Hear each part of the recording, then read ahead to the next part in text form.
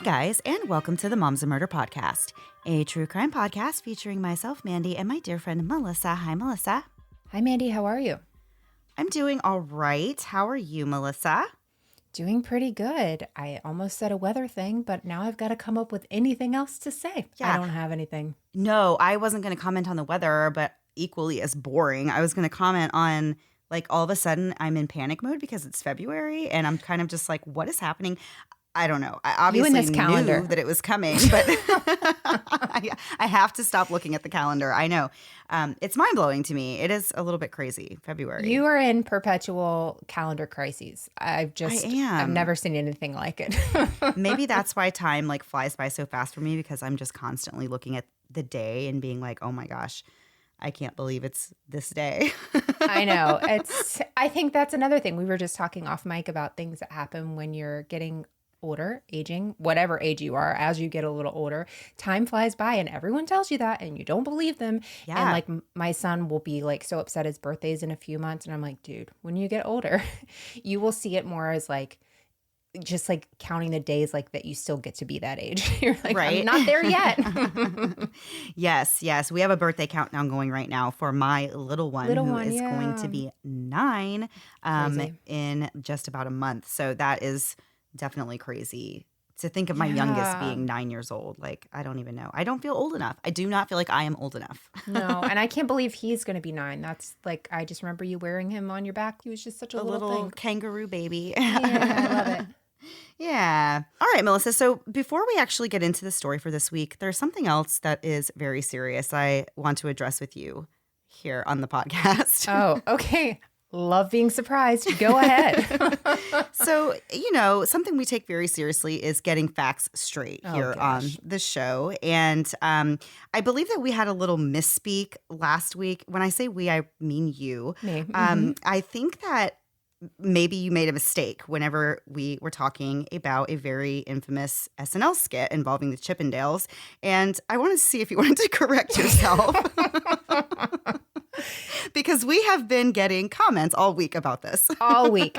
I love it, though, because I'm like, people are really paying attention. That's what I think. Like, I was like, it was an Easter egg. We totally did it on purpose. So I somehow got Patrick Stewart and Patrick Swayze confused. And no idea how. And I caught it when I was editing, and I was like, oh no, just prepare yourself. Like, this is going to be a thing. But it was so funny. But I ended up having my daughter like just do a little photoshopping, like very quick photoshopping on a picture of Patrick Swayze to put on Patrick Stewart's face on Patrick Swayze's body. So now everybody knows, like, it was a real thing. I got them confused because it clearly happened twice. So This is a Mandela effect, and you've all been wrong. I'm totally right with this.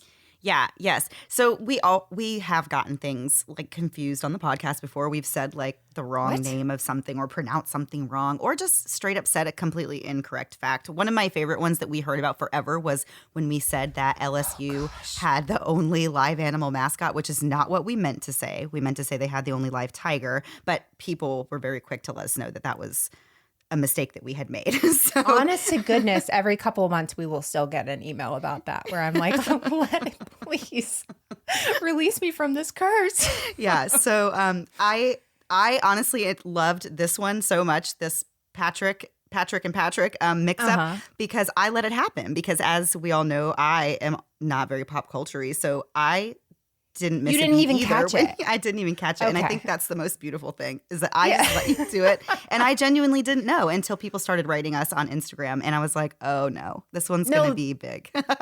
I would feel so much worse if you knew it and you just let me do it. Like, I'm fine with you not knowing it. But if you would have heard me and been like, she's going to get heat on this one. Yeah. That's wrong. We look out for each other. Yeah, no, I definitely did not let you do that on purpose. No, it was fun. And everybody, it was like totally, good sports about it and stuff. And I had fun with it, doing like a little Photoshop thing and everything. It was just one of those, like, as soon as I said it, no, not as soon as I said it. As soon as I heard it back, I was like, why? What is wrong with you? Oh, yes. All right, Melissa. We're gonna switch gears now and go into the episode for this week. But before that, I want you to imagine, if you even can, being so smoking hot and so charming that people were literally lining up to date and even marry you. Mandy, that is the rudest thing you've ever said to me. You said, if you even could. You don't know my self-esteem. Actually, you do. It's pretty low. No, I could not imagine this. I mean, it's pretty unbelievable for me. And if anybody listening is anything like me, then they probably also struggle to picture what that life would be like. I don't think there's a whole lot of us going around that are like, yes, I am so amazing. I can get anybody that I want. So I'm not saying that I think Melissa or myself are some hideous, awful people that nobody would ever want to date. I'm just saying I have my doubts that I would be able to convince almost a dozen men to marry me, even if I had a lifetime to make that happen. It was hard enough convincing the one that I have to commit to me for life, but I just don't really have the energy that it would require to go through that whole song and dance more than a few times. The woman at the center of our story this week, however, had no problems when it came to matters of the heart. Jill Coit was quite the charmer. In fact, just about everyone who met her thought she was a lively, friendly woman who, although maybe a little bit eccentric, had a great sense of humor and what some who knew her described as a socialite personality. So it may not seem all that surprising that Jill earned the affection of men very easily and had no problem when it came to finding a husband. Or 9. But what happened to all of those husbands? And if Jill was so great, why did she get married and divorced so many times? Find out the answer to these questions and more right here on Moms and Murder. I really love that intro. Thank you for that. That was awesome. So Jill was born on June 11th, 1943 in New Orleans, Louisiana. Her father, Henry Billiot, owned a marine business, and her mom, Juanita, stayed home with Jill and her younger brother. Jill had a pretty normal childhood, but for reasons unknown, when she got into high school, she actually moved away to live with her grandparents, and they lived in North Manchester, Indiana. It was here that Jill's exuberant personality really flourished, and where she began her adventures in conning men for their money. Jill always really considered men to be walking ATM machines. Wealth and financial security was something that Jill really cared a lot about, to the point that money was really the central point of her life and the focus for everything she did. And if you thought that that meant she worked hard and climbed her own way to the top, that's actually not at all what it meant. Jill figured out pretty early on that she could simply find a rich man to marry and then live on his dime until the well was dry. Jill was really a conventionally attractive and unique woman. She was indigenous and had a Southern Louisiana accent, so she definitely stood out to people when they met her. Several sources claim that Jill was a model or a beauty queen at some point in her life, but we really couldn't find any evidence that she was ever crowned Miss anything. Fun fact though, Jill did once say that she was named Miss Eskimo Pie, which was a contest held by the Eskimo Pie ice cream people. Indigenous women would compete in a beauty pageant of sorts, and the winner was featured in parades, photo shoots, etc. I feel like this sounds like something I want to be involved in. An ice cream pageant? I could kill in an ice cream pageant. Yeah, I'm sure you get ice cream for life or something, right? I need this. Like, this is the kind of pageantry that I need in my life. I know. I could put on a bathing suit for this. No, I couldn't. And people would tell me not to. Anyway, but it can't be confirmed that Jill even won this title, but she does say that she did. Another thing about her was that she was extremely endearing and really seemed to always know the right things to say and the right things to do. Her sense of humor was really unmatched. Everyone who met her was taken by the way that she had this ability to really make anyone laugh. Jill wasted no time at all finding herself a boyfriend. While she was still in high school, she met 18-year-old Larry Enan and subsequently dropped out of high school to be with him. They got married in 1961, but less than a year later, Jill filed for divorce and cleaned out their bank account. This was only the beginning of a long run of marriages, divorces, and bigamy for Jill. Following her first divorce, Jill went back home to Louisiana and she enrolled herself in Northwestern State University of Louisiana, and this is where she met another college student named Stephen Moore. After dating for a little while, Jill and Stephen got married in 1964 and quickly found out that they were expecting a baby. Their son, Seth, was born in March of 1965, but the flame between Jill and Stephen was already dying out by that point. They split up shortly after Seth was born, but they never got legally divorced, and Jill literally moved right on with her life. The following year, Jill was having a night out in the French Quarter when she met the man who would become her third husband, a Tenneco engineer named William Coit Jr. They got married in 1966, even though Jill had not yet taken care of that minor little detail about still being legally married to Stephen. She did end up divorcing Stephen, but not until March of 1967, which was a year after she had already married this other man, William Coit. After Jill and William got married, he adopted her son Seth from her second marriage. In November of 1966, Seth became a big brother after Jill and William had another little boy who they named Andrew. In March of 1968, another baby boy named Clark joined the family. And shortly after he was born, the family moved to Houston for William's job. William traveled for work really often, and while he was away, Jill spent her time entertaining other men and having full-blown affairs. And when William found out about Jill's infidelity, he accused her of only marrying him for his money, and they ended up getting a divorce. But they quickly got remarried. As you can probably guess, though, just because they got back together didn't mean that things were really all smoothed over. The couple continued to struggle with marital issues, and in the beginning of March of 1972, Jill filed for divorce yet again. And a few weeks later, on March 29th, things took an unexpected turn.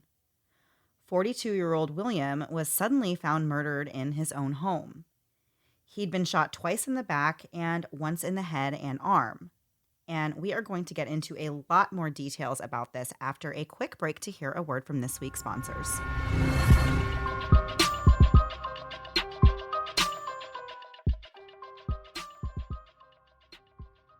If you love a good mystery, and we know you do, you'll love June's Journey. In this game, you'll play as June Parker, an amateur detective, which who among us doesn't secretly dream of being one, and you'll investigate a series of mysteries with tons of twists and turns at every stop.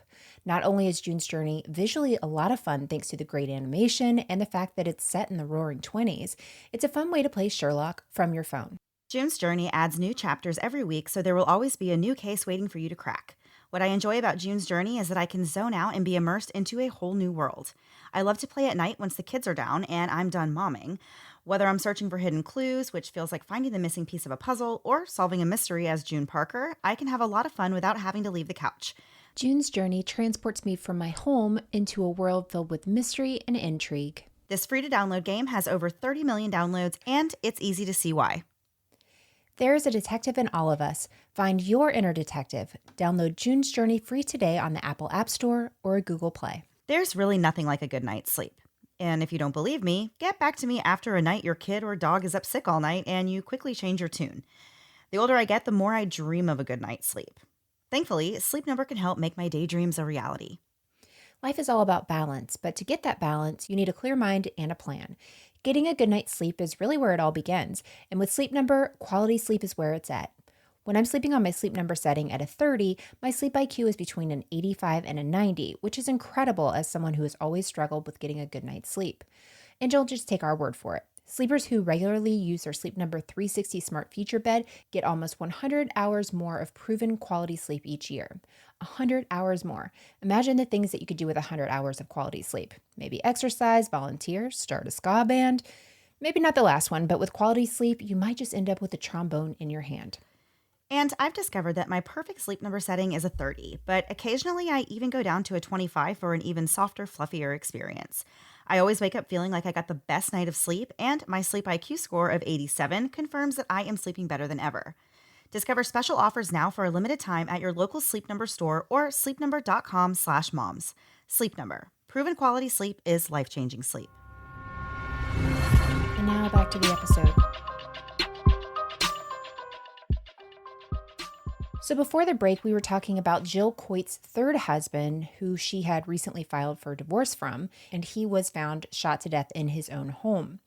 Of course, police immediately find out that Jill had just filed for divorce a few weeks earlier, and they also heard through different interviews that William had been telling people that he knew that Jill was out to get his money. Investigators naturally wanted to speak to Jill, but wouldn't you know it, when they went to go question her, she was nowhere to be found, which is always a really good look when the police need to talk to you about your almost ex-husband's murder. So they end up finding her back in New Orleans, and she had already hired a lawyer at this point, and she had checked herself into a psychiatric hospital where she refused to speak to the Houston police when they came knocking. Eventually, the police just kind of stopped trying to get in touch with Jill. They literally tried to stop getting her in front of a grand jury, and the case went inactive. That is so mind-blowing to me that they were just like, okay, this is too difficult because she's in this psychiatric hospital, so we're just going to go away and let this go. That just Right? seems crazy to me with all that was going on, and they knew that, they were going to be getting divorced. It seems really odd that they were just like, okay, we don't need to speak to her. They have enough reasons to question this lady, whether she's actually a suspect or not. They need to get some answers from her, and she's the one who could probably help them. So Jill eventually leaves the hospital and relocates to California. Or guess what happened, Mandy? I can't imagine. She met a new man, did she? She met a new man. Bruce Johansson, though, wasn't really like these other guys that Jill had been with in the past. This time, she wanted to do things a little bit differently. Bruce was actually in his 90s when Jill befriended him and talked him into adopting her. What? Yeah. Also, this happened in the Anna Nicole Smith story. Yes. But like, she was I can't even remember it. Who was it? Zsa Zsa Gabor's. Oh gosh, I'm gonna get You're wrong which asking Gabor the wrong it is. Person. One of the Gabor sisters' husband was going to adopt Anna Nicole Smith, if I remember that correctly, and I don't think I do. Was there Don't at me. crimes? Was there crimes there? There was like issues with there was lawsuits and stuff with her losing her husband, and did he actually sign over his will to her or not? It was one of the first stories I covered on criminality. And good. you'd think I'd remember. I was just more. going to say that sounds like a good case for criminality. Sending stories to me, yeah. So back to that though. So she talks this guy into adopting her, and she has her former attorney, Louis DeRosa, draw up this paperwork for this very thing. So some people thought that Bruce was more of a sugar daddy than really a father figure, but whatever you want to call this, it really doesn't last long. Bruce actually died of natural causes a few months after this adoption, and Jill received money from the estate and numerous pieces of property as Bruce's heir. So literally, she only had to put in a few months' time with this guy, and she gets properties, money, everything. Just wild. So at this time, Jill is still using the last name Coit that she'd taken on when she married William, her third husband that had been murdered. And some say it was really kind of possible that she wanted to keep Coit as her last name because William's family was more well-to-do than hers had been, and she wanted to be associated with that name. And it's interesting because literally from this point on, every time she gets married, and there's still more weddings to come, she just hyphenated the name with Coit coming first, even though that wasn't even her actual maiden name. So I know. And can you imagine like bizarre. His family being like, woman, stop doing this. Like, leave us alone. That would just be, totally bizarre. So between November of 1973 and 1983, Jill got married, divorced, remarried, and double married to 4 different men. Jill's 4th husband, Marine Major Donald Brody, married Jill in California, but divorced less than 2 years in. For Jill's 5th marriage, she set her sights on her former attorney, Louis DeRosa, the one who helped her so much in the past when it came to hiding out in the psychiatric hospital until the investigators stopped coming around asking about a murder. And then again, when he helped her get adopted by an old man that she just met. That's wild. Yeah. You think she would want to be like on good terms with this guy and be like, I need to keep him. He's clearly doing a lot of work for me. I don't need to get him that close because this isn't going to end well. Well, she didn't care about any of that. They got married in 1976, and they did get divorced, and then they got remarried again, all in the same year, which is just why you don't have to get married. You don't have to get married. No. Well, I guess if her goal is to like get something from them, I'm assuming that's going to be the way to do it. Yeah. So while she was still married to Louis, Jill married her 6th husband, a man named Eldon, and he was an Indiana auctioneer. We don't really know quite what Jill was up to between 1978 and 1983, but in January of 83, Jill got married to her 7th husband, Carl Steely. He was an Indiana school teacher. It wasn't until later in the summer of 1985 that Jill finally got a divorce from her 5th husband, the lawyer, Louis DeRosa. At that point, they had been separated for about 8 years, and she had been married twice since then. Obviously, these are all illegitimate marriages because you can't be legally married to more than one person at a time. So I assume if she ever tried to apply for any benefits, marriage benefits, obviously she would get busted for fraud. But I don't know how she got away with doing this so many times, getting married on paper legally to more than one person at a time. And especially with this attorney, why did that Yeah. why did that divorce take so long? Again, I Yeah, would on think his he would be part. like, no, thank you. Let me get out of this. This was a mistake I won't make twice. For sure. So now at this point, it's 1989, and Jill is married to her seventh husband, Carl. At some point during this year, Carl and Jill went on a trip to Steamboat Springs, Colorado, so that Carl could ski there. They ended up really falling in love with the town, and Carl thought that this would be a great place for him to retire. So the couple bought a house there, as well as the local Oak Street bed and breakfast. And the plan was for Jill and her son to run this bed and breakfast after they renovated it. So after buying these properties in Colorado, Carl returned to Indiana to finish out the school year because, remember, he was a teacher. And Jill stayed behind in Colorado to oversee the bed and breakfast renovation. However, when Carl returned to Steamboat, he learned that Jill had actually been conning him in more than one way. She never actually put Carl's name on the bed and breakfast paperwork, only her name and her son Seth's name. Carl also learned that Jill had been stealing money from his family inheritance as well as his regular bank accounts. And she had been covering this up by forging promissory notes. So Carl later said that he believed Jill began plotting ways to financially bankrupt him from the very moment that she met him. And he's probably right about that. She has a history of doing this. So Carl and Jill ended up separating, but once again, they did not get legally divorced. Jill then began dating a 51-year-old man named Jerry Boggs. She met Jerry at the hardware store located just around the corner from the bed and breakfast. Jerry owned the hardware store, and Jill saw him when she went in there to buy supplies for this renovation that she was doing. Up until this point, Jerry had been a lifetime bachelor, but he became smitten with Jill and started taking her out on 2 to 3 dates a week, and eventually they decided to just move in together. But unfortunately, Jerry was just another victim of Jill's serial conning. Gerald William Boggs was born on May 27, 1941, to parents Harold and Sylvia. He was raised with one brother in Steamboat Springs, where he'd lived for his entire life. Jerry graduated from Steamboat Springs High School, and then he went on to the University of Colorado. In the fall of 1963, during his second to last semester of college, Jerry enlisted in the Army and applied to military intelligence school. He wasn't immediately sent off to basic training, though. He was actually able to finish out his degree in political science. Jerry also had a minor in Russian language. After he completed basic training, Jerry went into military intelligence school. In the fall of 1965, he went to Vietnam with the 1st Cavalry Division, which was a helicopter division, and he stayed there for a year before being sent home. He only stayed home for 30 days before re-enlisting for another year of duty in Vietnam. Once that was through, he was discharged in 1967, and he was later awarded a Bronze Star. It was after his time in the military that Jerry returned to Steamboat Springs and began working in his family's hardware store called Boggs Hardware. The store had been in downtown Steamboat since 1939. Jerry also then became a member of the Museum of Natural History and became a tour guide for the museum. I can't even imagine how much you have to know to be a tour guide at the Museum of Natural History. Yeah, I could never. Just taking a tour there, I would learn something every time they spoke, just because I would, my baseline is nothing. So Everything they said would be news to me. So from all we really know about Jerry, though, it seems like he's just the kind of guy who has this real thirst for knowledge and learning.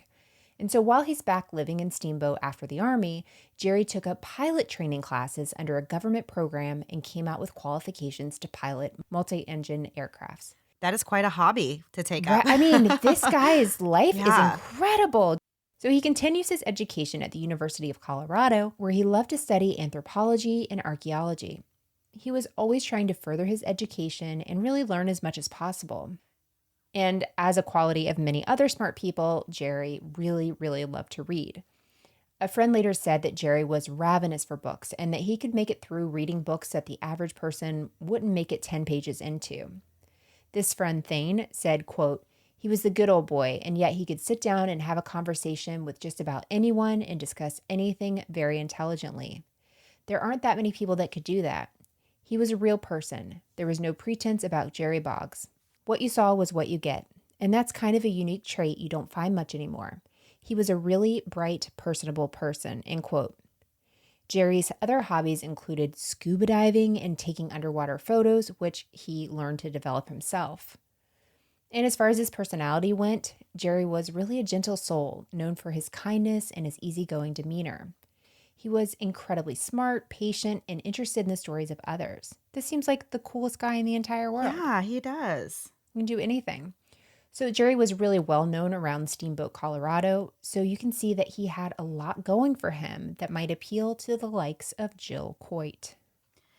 So when Jill met Jerry, she told him that she was currently in the process of getting a divorce from her ex-husband, Carl. Jill shared a lot with Jerry regarding her thoughts about Carl and how she was worried that he was going to come after the bed and breakfast in their divorce. So Jerry helped Jill come up with a plan to make the bed and breakfast less desirable to Carl. And the plan was to have a lawyer draw up a deed of trust that would give Jerry a $100,000 lien on the bed and breakfast, effectively making it not worth Carl's while to fight Jill over it. Jill must have lied to Jerry at some point about her divorce being, final, because on April 4th, 1991, what do you think happened with Jill and Jerry? They fell in love and were together forever and they got married. Yeah. So before long, Jill announced that she was pregnant with Jerry's baby. Jerry was really, really excited. As we said, he had been a lifetime bachelor. He had never even been in a relationship serious enough to consider having children. He was very excited about this new addition. Yeah. And so he gets right to work adding on to his house to make room for a baby. He started stocking up on baby things in preparation. He was just really excited to be a dad. So although things on paper seem like they're okay, they're married, they're expecting a baby, Jerry started getting suspicious that Jill wasn't telling the whole truth about her past, really her previous marriages. And he was thinking at this point that there was more marriages than what she had told him about. Yes. So he was so concerned about this that he decided to hire a private investigator named Stan Lewis to look into it. Stan uncovered the truth, which was that Jill was in fact still married to Carl Steele at the time that she married Jerry. When Jerry found this out, he immediately went and filed for an annulment. This was in December of 1991, and at this point, Jill should be about 9 months pregnant. But in a twist, Jill takes off and leaves town, leaving her son Seth in Steamboat to operate the bed and breakfast. So Jill just disappears, and obviously alarm bells start going off. Jerry's brother starts telling him, I actually have some concerns about this situation. Yeah, he told Jerry that he really was doubting that Jill was ever even pregnant.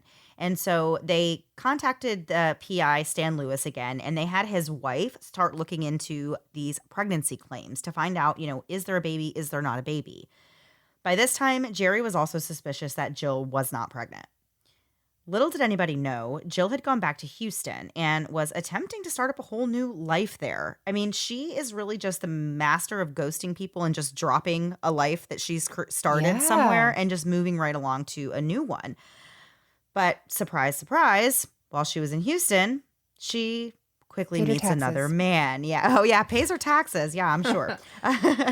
So in February of 1992, Jill gets married for the 9th time to 68-year-old Roy Carroll, who was a retired Navy chief, petty officer, and businessman. Just like the rest of her relationships, this one didn't last long. They soon split up, and Jill moved back to Colorado and reached out to Jerry again. She claimed that she had given birth to a daughter and begged Jerry to remarry her so that they could have a real family. She said that she had finally divorced Carl officially, and now they could have a real marriage and they could raise their daughter together. Jerry agreed. But then the PI threw a wrench into all of that when he confirmed the suspicion on everybody's minds. Jill was never pregnant and had not given birth to any baby. On the contrary, the PI found out that Jill actually had a hysterectomy, and additionally, she was much older than she told Jerry she was. Real quick, so say they are going to go through with this, right? Say that's the plan. She says it. What is her plan? What's her plan? Exactly. If he says, yes, we're getting married and he's expecting to have a baby present when they get together, like, what is she going to do? Exactly. I don't understand. I really don't understand. And that's where it gets scary too, because with people like that, you're like, what was your plan? Like, Exactly. hopefully nothing terrible, like, kidnapping a child, but it's like, you don't know with people like this. Yep, exactly. So Jerry, of course, felt very humiliated and just devastated when he learned all of these like very heavy truth bombs about Jill. And believe it or not, we still have more to get into of this story, but we're going to take one last break to hear a word from this week's sponsors.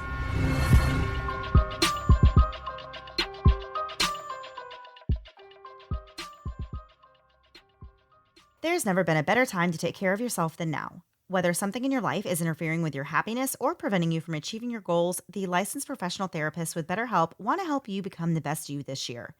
BetterHelp is professional counseling that you can do right from the comfort of your home through weekly video or phone sessions. I've used BetterHelp over the past several years, and I can't tell you what a relief it is just to get all my thoughts out to a professional without ever having to leave the house. I deal with anxiety and depression and have most of my adult life, so having someone I can talk through with these different scenarios or those big immediate problems that pop up in life has really been invaluable, especially in the past few years. Of course, anything you share with your BetterHelp counselor is completely confidential, and best of all, BetterHelp is more affordable than traditional offline counseling. Financial aid is also available. Whether you're struggling with family issues, sleep, stress, or more, BetterHelp will match you with your own licensed professional therapist, and you can start communicating with them in under 24 hours. In fact, so many people have been using BetterHelp that they are recruiting additional counselors in all 50 states. We want you to start living a happier life today. As a listener, you'll get 10% off your first month by visiting betterhelp.com/moms. Join over 1 million people taking charge of their mental health. Again, that's BetterHelp, HELP.com/moms. We are all crunched for time, and sometimes taking care of yourself can feel more like a luxury instead of a necessity. Noom wants to help you take care of you without a restrictive diet or workout program. Noom Weight uses psychology to help empower you and teach you practical ways for you to be able to take care of yourself with sustainable habits and behaviors. Whether you're looking to lose weight or just to create healthier habits, Noom can help you get there. What I really like about Noom, though, is that I'm creating a healthier lifestyle, not rushing to get to some magic number on the scale. I've learned several life hacks from Noom, stuff that I really use every day, including substitutions to make healthier choices, as well as the knowledge and encouragement that if I fall off my goals one day, that's okay. Noom is there for me in the long run, so you can use something that works for you and not the other way around. Plus, the Noom app is super easy to use, and you can choose how long you're on it. 5, 10, or 15 minutes. You're in total control. Sign up for your trial and get psychology-based support and motivation to reach your goals at Noom, that's NOOM.com/moms. That's NOOM.com/moms to sign up for your trial. It's been a while since I've had a baby of my own, and some days I miss it so much. The baby cuddles and baby smiles, but when it comes to diaper rashes, not so much. I remember the first time my oldest had a diaper rash, I was really devastated. Here's this tiny thing totally dependent on me, and now she's fussy and obviously uncomfortable, and I'm supposed to have the answers. Well, with time and treatment, it went away, but what I really wanted was to avoid it altogether. And now, baby butts rejoice. New Huggies Skin Essentials are here, a brand new dermatologist-approved line of diapers, wipes, and pull-ups training pants, all designed with baby's sensitive skin in mind. The wipes are thick and have zero harsh ingredients for a great, gentle clean. Pull-Up Skin Essentials has got your big kid covered too, with a training pant that's ultra soft and breathable to help protect sensitive skin throughout potty training. Whether you're a first-time parent or a seasoned pro, make it easy on yourself and your baby with Huggies. Learn more at Huggies.com. Once again, head to Huggies.com to learn more. And now back to the episode. So before the break, we were talking about Jill and Jerry and how Jerry's just found out that not only did Jill not have his baby, she had had a hysterectomy and was actually much older than she had ever told him. So Jill tries to convince Jerry that she did indeed have this baby, but he refuses to listen to her at this point and tells her he is not going to marry her. And then that's where things start to get a little messy. Jill tells Jerry that if he's not going to marry her, he needs to release that fake $100,000 lien he had on her bed and breakfast. And Jerry said no. I think that's funny that he said no. I know. Well, I think she's just not used to people doing that they just go along with whatever her plan is. And obviously she thought she could get him back again. So Jill files this civil lawsuit against him, which, wow, lady, that like the nerve. You feel like you'd stay under the radar. Yeah, as much as you can. And so in this lawsuit, she states that she wants him to release the $100,000 deed of trust. Jerry then countersues Jill for fraud and for emotional distress. According to the Lafayette Journal and Courier, the case file for these civil lawsuits was around 12 inches thick and was, quote, filled with accusations and counter-accusations, end quote. According to Jerry's counter lawsuit, Jill kept telling people that after she gave birth to the baby, that Jerry kicked her out. Jill then refutes Jerry's claims and says that she never even told Jerry that she was pregnant. She said she had told him that she had had a partial hysterectomy and could not have children any longer. During a deposition, Jill said, quote, I'm not pregnant and was not pregnant. If you were having sex with me, even every other weekend, you would know whether I was 9 months pregnant or not, wouldn't you? I rest my case. That's all I can say, end quote. Is she an attorney now? I don't really get this whole thing. I don't really get that whole thing either. And that's not even like a true statement because every woman carries pregnancy differently. And I mean, Totally. I have definitely met women that it is not obvious if they are pregnant. And like, that is, I don't know. And especially for him, like wanting to believe that he was having a baby, like, I don't think it's that crazy that he believed her. No, not at all. I totally agree. So friends and family, though, say that both Jill and Jerry told them that they were expecting a baby in the winter of 1991, early 1992. And it was later found out that Jerry had secretly recorded a conversation with Jill about her faking the pregnancy. Jill ended up moving 4 hours away to Greeley so that she could take classes at the University of Northern Colorado.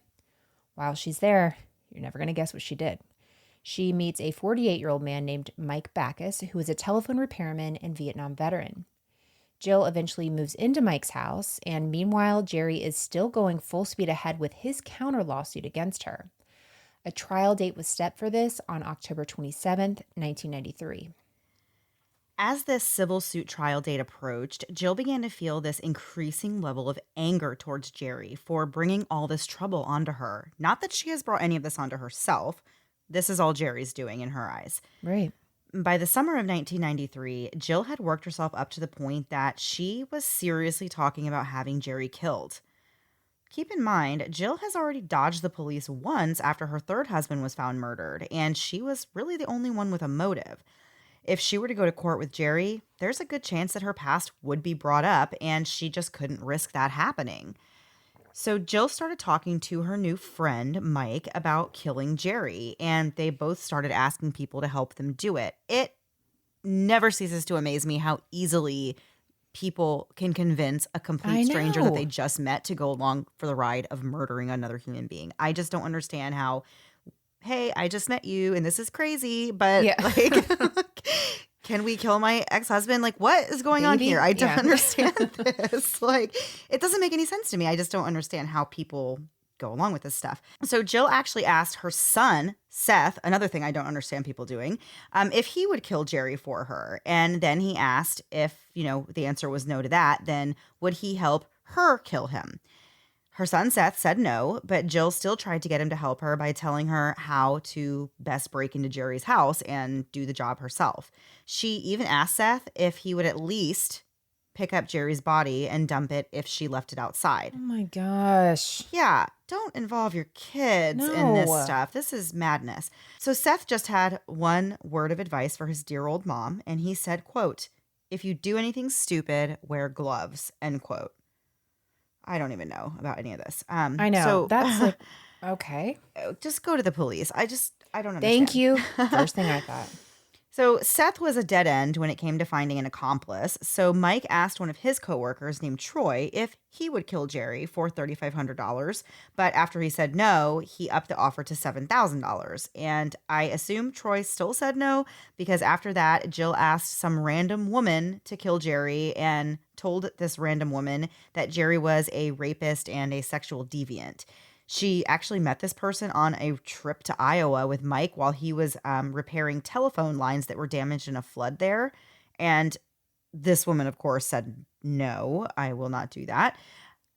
But can you imagine being asked that? Like, where did the conversation start to get to there?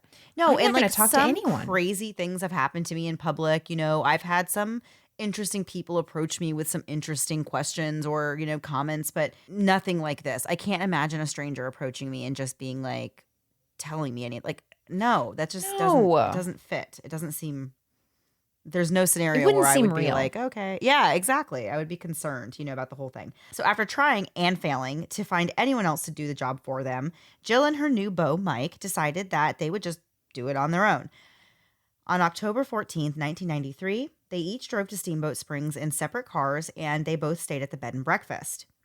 Jill told her son Seth not to clean her room while they were there, which made him suspicious. So he looked inside, but he didn't see anything at the time, which is important. It will come up later. On October 21st, Jerry goes to lunch with his brother and some friends. After that, he stops by an office supply store and then he heads home. He was last seen at around 1 p.m. that day. Sometime after 1 p.m., Jill and Mike break into the 52-year-old Jerry's house. They beat him in the head with a shovel, shocked the side of his face with a stun gun, and shot him in the chest with a .22 caliber. At around 3:30 or 4 p.m., Jill calls her son Seth and says, quote, "Hey baby, it's done and it's messy," end quote. Seth told her, quote, "Don't talk to me," end quote, and hung up. Jill and Mike then go back to Greeley. So Seth then checks in his mom's room, and he said that it smelled and there were drops of blood in the sink and on a towel. So Seth was nervous about this, as he should be, but he decided to clean up the mess. He would later tell his wife about what happened. On October 22nd, Jerry doesn't show up at the hardware store for a meeting, and he wasn't answering his phone. So his brother Doug went over to Jerry's to check on him. Inside, Doug found Jerry dead on the kitchen floor. Steamboat Springs detectives arrived on the scene, and the Colorado Bureau of Investigation came in as well. The director of public safety for the Steamboat Springs Police Department, J.D. Hayes, later told the Steamboat pilot that the town rarely has any violent crime. In fact, the only homicide in the town in the previous 10 years happened back in 1991 when a man killed his ex and her boyfriend, and then he took his own life. So the first thing the investigators do is walk around the neighborhood to see if anyone saw anything that day. So several people told investigators that they saw a man and a woman wearing what they believed were Halloween costumes near Jerry's home on the day he was murdered. The witnesses said that the woman was wearing a bulky jacket, a baseball cap, and a fake mustache. Very convincing. I know.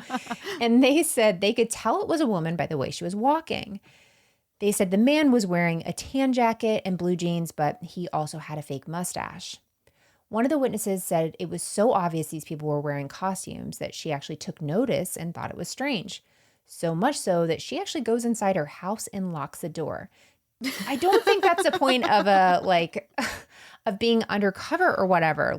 I think it's to fit in and not to put a mustache on like you're Jim from The Office and you're going to Ithaca. I think it's funny though that the neighbor was like, well, this is a little odd, like these two people out here in costumes, but it's not something it's something that if you saw, you would definitely notice it and be like, well, that's strange, but it's not something that you would alert the authorities to at that time. It's just something that you would be like, okay, I'm going inside and locking my doors until these people in costumes go away, but it's not something that you would immediately think I don't know. I wouldn't think crime. Maybe I should because it's literally a disguise. Honestly, but I wouldn't think crime because I don't know. I'm going to be watching out my window the entire time until they're gone.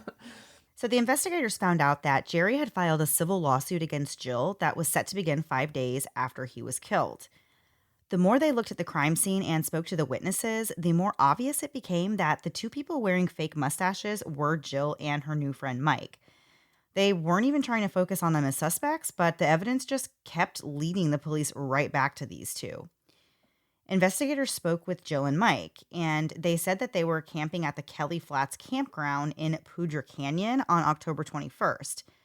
The officers were skeptical of this story, and they continued to gather evidence to prove that they were lying. On October 25th, Jill must have been worried because she called her son Seth and asked him if the police had been questioning him at all. She asked Seth all kinds of questions, like whether or not the police knew Jerry's time of death. She mentioned something about having, or not having rather, what she was calling a 7-hour alibi. I don't really know what that means, but she must have been thinking that she needed. I wonder if there's a 7-hour period that she couldn't account for what she was doing. Yeah, maybe so, yeah. On October 26th, Jerry was laid to rest by his family and friends.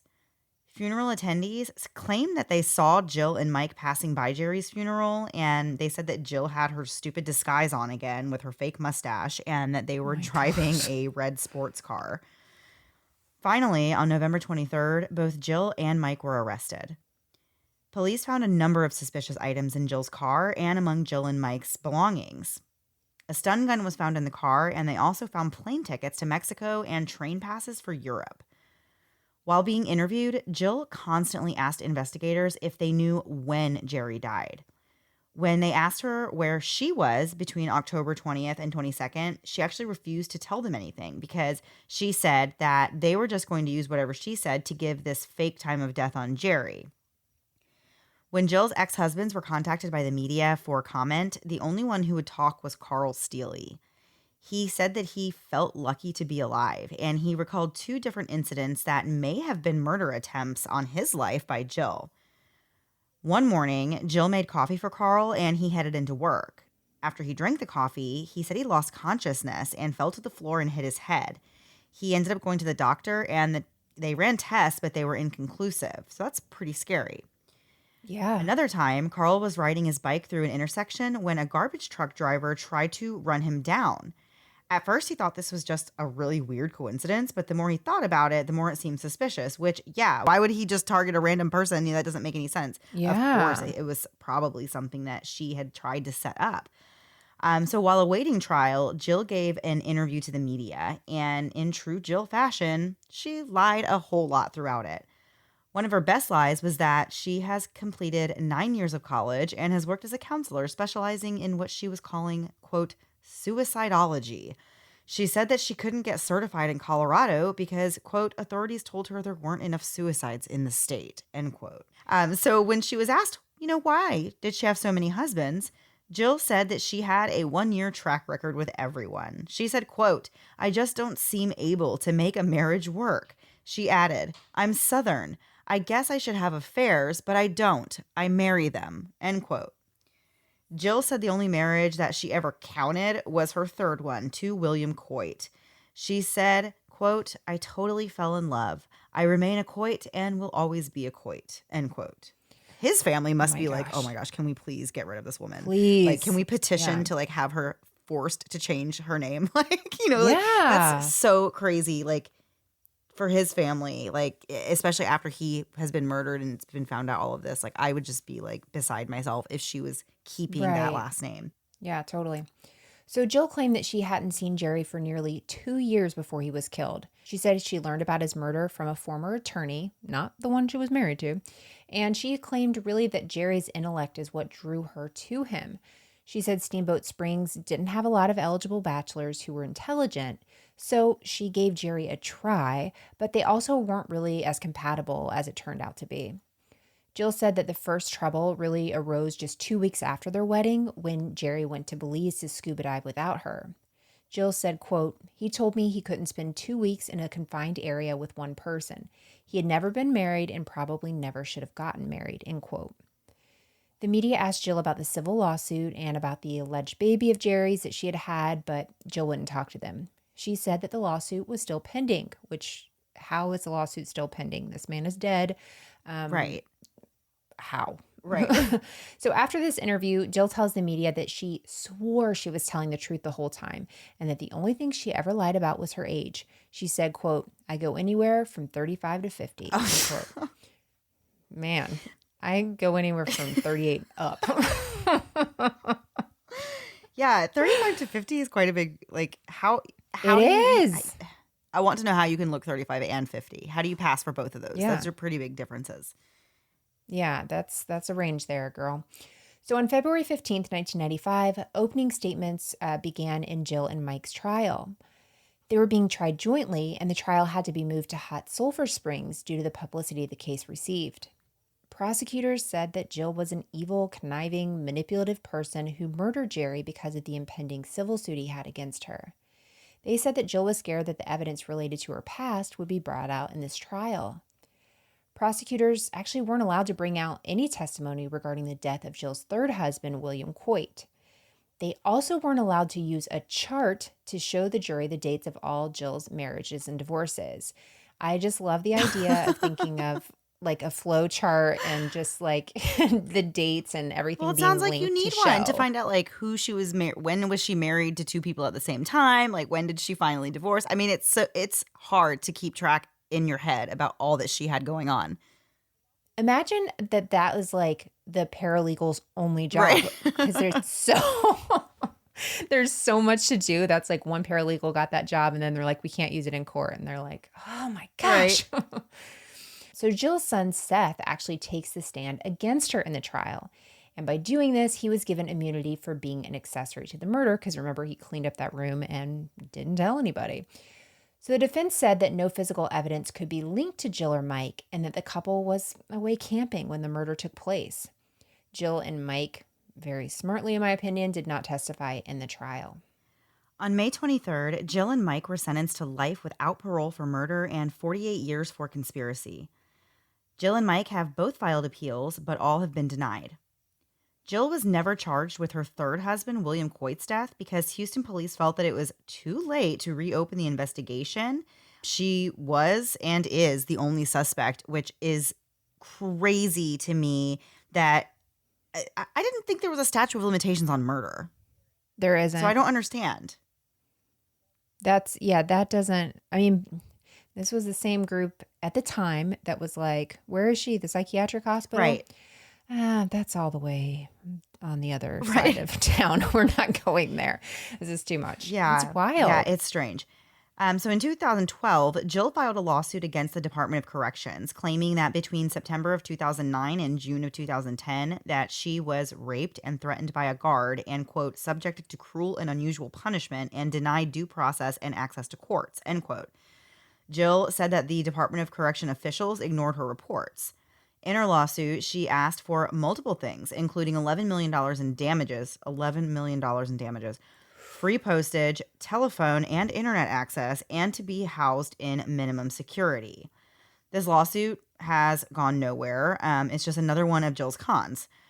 Today, Jill is in her late 70s and is incarcerated in the Denver Women's Correctional Facility. And today, Mike is also in his late 70s and is also incarcerated, but in a separate prison. He is in the Limon Correctional Facility. That is the story of Jill Coit and her many husbands. And unfortunately, the murder of, I think, two of them. We don't know for sure about the third husband, but I think that she definitely was responsible for his death. Crazy story. I can't quite get over the mustachio of it all. Yeah, that's too much. No one would have thought anything if two people were just driving around, or maybe, but they wouldn't have taken note of it. Right. But if you've got some lady, in a very obvious Halloween costume staking out somebody's house, you're going to notice quite a few things. It's one of those things like if you hear like a crazy noise and you see something outside, like you take note of the time and, like those kind of things, you're just like, huh. But if it was just a random firework or something, I wouldn't think twice about it. Something like that where it's just like, why would you bring more attention to yourself? You could not have left the Halloween store that's open like 1 week out of the year and said, this looks good. I'm really going to be able to pull this off. That I don't get it. And just involving your son and trying to involve other people. Oh, I feel so bad for, their families and my goodness. And William Coit's family never getting really any answers from that's really sad to me because it just seems like the police, the investigators on that one were just like not really interested in working on that case. It kind of blows my mind like why they didn't really work harder to figure out what happened there. Right. Yeah. All right, Melissa. So are we ready to turn the page and move on to last thing before we go? Yes, I am. All right. I sounded very cheerful about that. You did. And that's because we're going to talk about love gone wrong. Yeah, we're just continuing the theme, basically. With Valentine's Day is right around the corner. It'll be right after this episode comes out. So, Mandy, we are taking Valentine's Day horror stories, basically, from the internet? We are. Yes, we are. We each pulled some funny little Valentine's Day horror stories from the internet because I think we've already talked before about how we don't really celebrate Valentine's Day and all that fun stuff. Yeah. So we're not going to tell you about our boring plans to do nothing. We'll tell you about other people who had plans, big plans, and they didn't go well.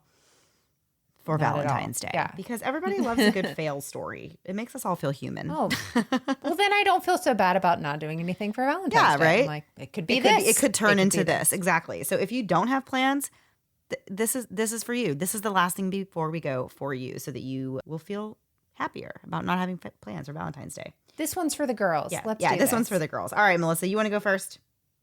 I do. So I'm reading this from Karen from Facebook. I found this on a BuzzFeed article, and I'll have those linked in the show notes. But this one says, for our first Valentine's Day, my boyfriend gave me 5 pounds of soy wax, about 1,000 wicks, a case of empty mason jars, and a ton of scented oils. He got me the pieces to make candles. I have never expressed any interest in making my own candles. Think of just the amount of room all of this is going to take up. Just, I mean, like a case of empty mason jars. Like, I'm just thinking of this, like, and you have to make at least one. Oh my gosh, I know. That's like one of those things that, like, I hate gifts like that where you're like forced to use it because they're going to like want to see that you used this gift. Right. Yeah, I hate that. Don't ever give me anything that I have to use or like that like you're going to ask me about later. Just 1,000 wicks. he was I mean, he was like pushing her into like business, an MLM or like, something. yeah. I don't understand. He's ready to start a store. She's going to be a boss babe.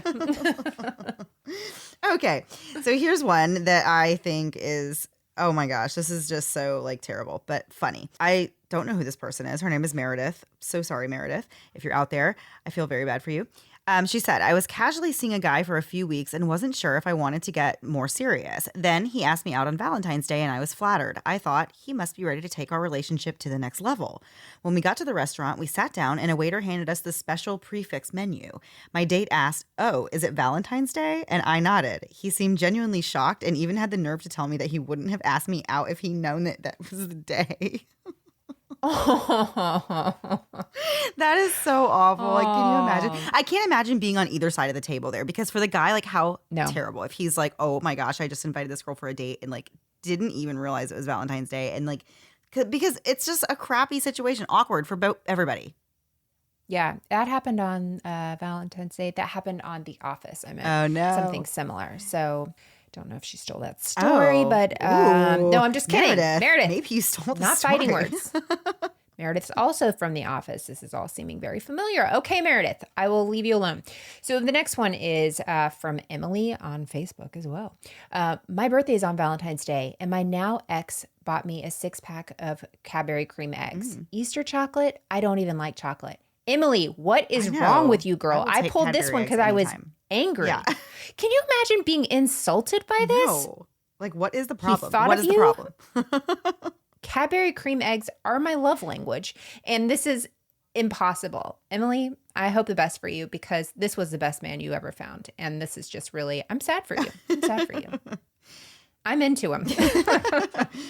Okay, well, at least you didn't end up like this lovely lady, Chloe, who says that last Valentine's Day, I went on a blind date. He took me to this fabulous little sushi spot and things were going great. It comes up in conversation that he is a black belt in Taekwondo. The next thing I know, I've been secured in what he referred to as a cobra chokehold in his attempts to teach me some of his moves. Let's just say I won't be going on a blind date this Valentine's Day. Oh my gosh.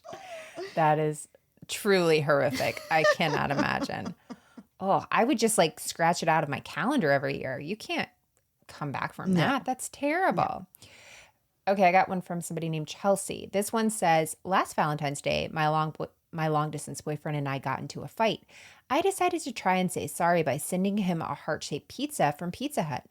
I got a phone call about 30 minutes after I ordered saying that he refused my pizza. Oh, no. So the Pizza Hut girl called to ask what I wanted to do with it. I started crying on the phone and told her to eat my love pizza. Oh my gosh, that's so awful. How awkward would the poor Pizza Hut girl feel? And like also like this goes down as like one of the craziest nights of her entire life. Like she was mad that she had to work on Valentine's Day, but this made it all work. Definitely. And she got a free pizza. Totally. I love pizza. Right? Okay, I have one last one. I feel like this is kind of going back to the reason why we just don't really celebrate Valentine's Day in my house and maybe in yours. This might be a familiar tale to you. This is from Allison. Okay. My now husband pulled out all the stops making an epic 3-course meal. In the process, he clogged our kitchen sink, also leading to our bathroom sink overflowing. I think he and our landlord stayed up until 1 a.m. trying to fix it and save our hardwood floors from water damage. Sadly, no romance was on the table that night. Mandy, didn't that happen to me? Am I like having a... What is happening? Wait, is that how it happened? Something like that happened? Was he making you an epic 3-course meal? No, separate. That was a separate situation. That was when I accidentally flooded the bathroom. Yeah. But this was a different, I swear we had something crazy that like my husband finally made dinner and it like had a plunger involved and all of that. I didn't hear that story. If that Are we living parallel lives? Oh my God. Maybe I wrote that anonymously. Maybe you did. Maybe you like wrote that into that, what's that Whisper app where you can like anonymously share your like secrets and angers. Oh my gosh. Yeah. It's way too familiar, and that is scary. That's scary that my life is such a like crapshoot that I can hear that story and think that could have happened to me and don't even know because so many other terrible things have happened since. Oh my gosh. I know. When I read JK. some things on the internet, I'm just like, I have never had a unique experience in my life. Like there's nothing that somebody else hasn't also experienced. Yeah. So anyway, those were just some fun little Valentine's Day gone wrong horror stories because like I said, that's fun. Everybody likes a horror story. Yeah. And if you're looking for a fun show to listen to, check out World's Dumbest Criminals. Our friend Tara, she co-hosts the podcast Bloody Murder. I think they're on hiatus right now. But Tara has a new one all about the world's dumbest criminals that you might want to check out. And we'll play a promo for that at the end of this episode. Hey. All right, guys, that is it for this week. We will be back next week. Same time, same place, new story. Have a great week. Bye. Did you hear about the Welsh tourists who got drunk and stole a penguin named Dirk from SeaWorld on the Gold Coast? Or the Canadian guy who tried to beat a breathalyzer test by eating his own underpants? Hey, I'm Tara Saraban from World's Dumbest Criminals, an upbeat podcast about deadbeat crims. Join me every Monday to hear about the most ridiculous, bizarre, and downright stupid crimes and criminals in the world ever. Like the Australian man who put out an unsuccessful hit on his wife and freaked out when she crashed her own funeral. Or the Chinese woman who deliberately ran 49 red lights in her ex-boyfriend's car. World's Dumbest Criminals is available on iTunes, Spotify, and anywhere else you listen to podcasts. Make sure you subscribe if you don't want to miss any criminally stupid shenanigans. Thanks so much for listening to the Moms and Murder podcast. Make sure to check back with us next week for a new episode. You can also find us at momsandmurder.com, where you can connect with us via social media. Please make sure you subscribe and give us 5 stars, because giving us 4 stars would be a crime. Thanks so much.